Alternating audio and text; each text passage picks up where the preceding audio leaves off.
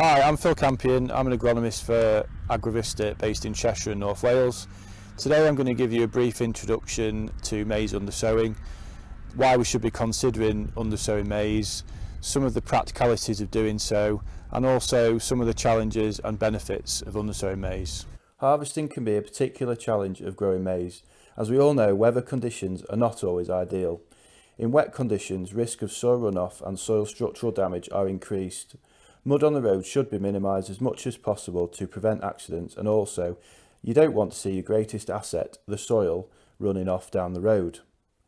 Also, late autumn harvesting of maize can make it difficult establishing a following crop, especially one that grows enough biomass and root to do a job over winter. All these risks can be reduced by undersowing maize. The key thing with successful undersowing is we don't want to affect maize yield and we don't want to affect weed control. A one-pass machine will drill the maize and the grass at the same time. Key here is the mix. We don't want anything too quick growing, and also the gap between the maize and the grass crop needs to be no less than 25 centimetres to avoid competition for nutrients, light and water. Then you'll be left with a nice grass cover at harvest, all done in one pass. Alternatively, when the maize reaches 4 to 6 leaf stage and herbicides have been applied, you can go in with a purpose-built machine that will undersow the grass mix underneath the maize canopy. This will not affect the maize too much, providing it's done before just above knee height.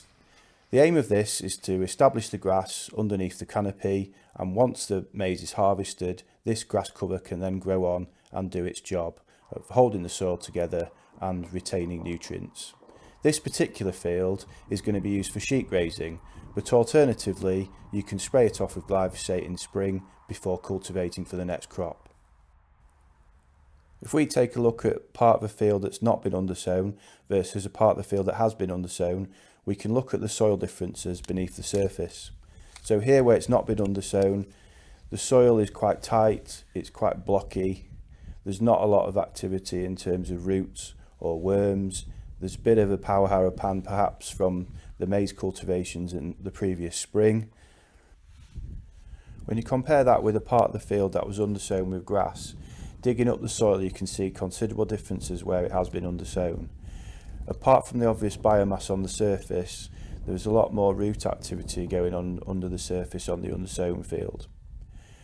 As well as the roots, there is increased numbers of earthworms, which is obviously good, and the roots will be pulling up nutrients that would have otherwise been lost over winter, and of course holding the soil together, preventing erosion. I became interested in undersowing maize with grass a few years ago, mainly down to soil structure and trying to keep the soil together during the winter. And the local contractor, he bought a drill where he could drill it when it had been in the ground sort of 6 to 8 weeks. Maize is drilled in middle of April, and then try and get the grass in middle of June when the crop is sort of knee high, and you can just about get it in then.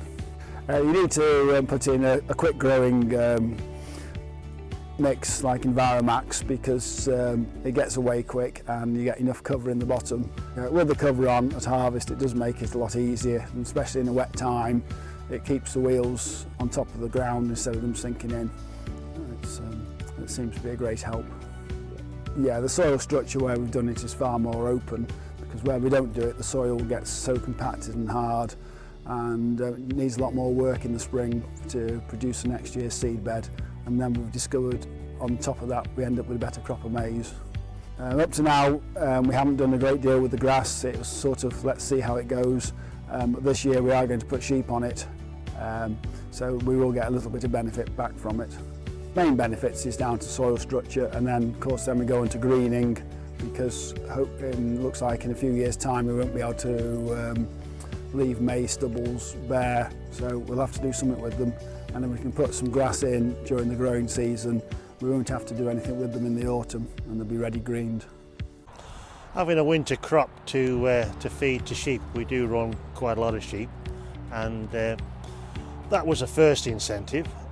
Second one was the obvious that we need to do something to stop runoff in the winter. Benefits, as in, well, we've got this extra crop apart from the benefits that it's doing to the soil health and being able to travel and less mud on the road. We are alongside a busy bypass that you'll probably hear, and as you all know, that causes problems all the while. There's only a short window for establishing. We've done 2 years, we're going into our third. You've got to get your spray treatments on, and then when maize starts to bolt and as it grows, you've got till it gets to about knee height to get in. Yeah, it's quite a straightforward job. Nice bit of kit, follows the exact rows of the maize drill, so that's a great thing really. He's not trying to jump across rows, and although it might look rough on the day, it doesn't look rough on the day, but I was fearful that he was going to flatten too much. That actually isn't the case.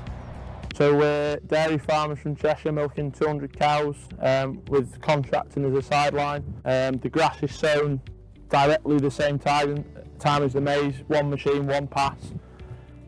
So there's none of the running over it. If you were going at the 4 to 6 leaf stage, you know, it's in there and you forget about it practically.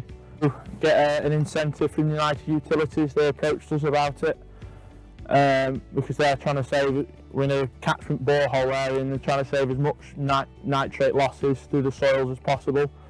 So anything green on the fields holding that nitrogen there, which is benefit for them but also benefit for us, because when we come to plough it back in, it's sitting there ready to go, sort of thing. We've been doing it for four years now. We've had no crop tonnage losses from it at all. The mix that we're using isn't a grass mix, it's a fescue mix. It's a soil max from Agrovista, which has always worked well. We've never had any issues with it. It's always stayed in the bottom, it's never tried to fight against the maize. And in the spring we'll let the heifers go across it, graze the grass down and just plough it straight in with no issues then.